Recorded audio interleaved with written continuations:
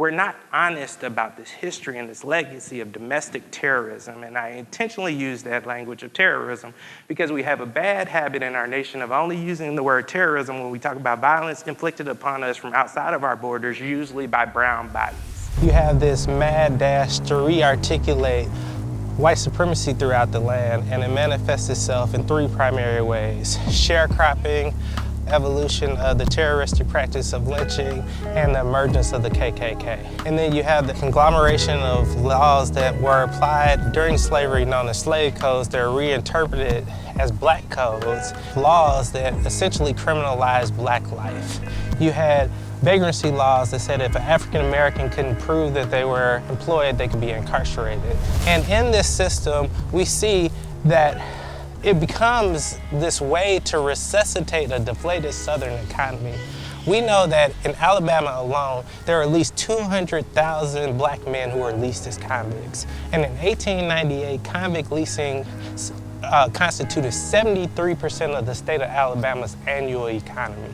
This was a major industry that really did not become illegal in this nation until 1921.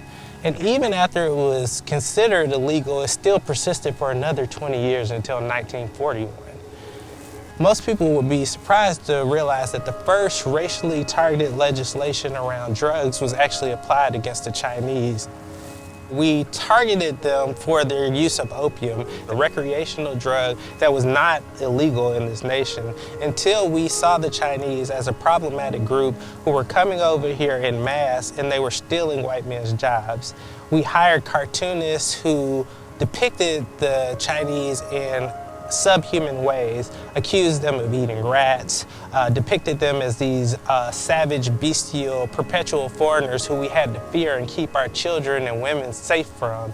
And that led to the criminalization of opium as the first drug in this nation that we criminalized. And then later on, it led to the exclusion of the Chinese through the Chinese Exclusionary Act.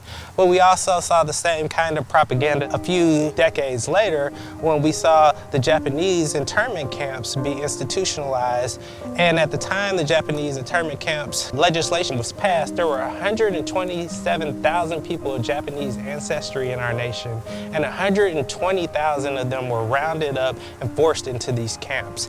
We call these camps internment camps, but the reality was that they were incarceration camps. People were incarcerated for up to 5 years for no other reason except their ethnic identity. Out of the 120,000 people who were rounded up and forced into these incarceration camps, not one person was ever found guilty of a criminal offense.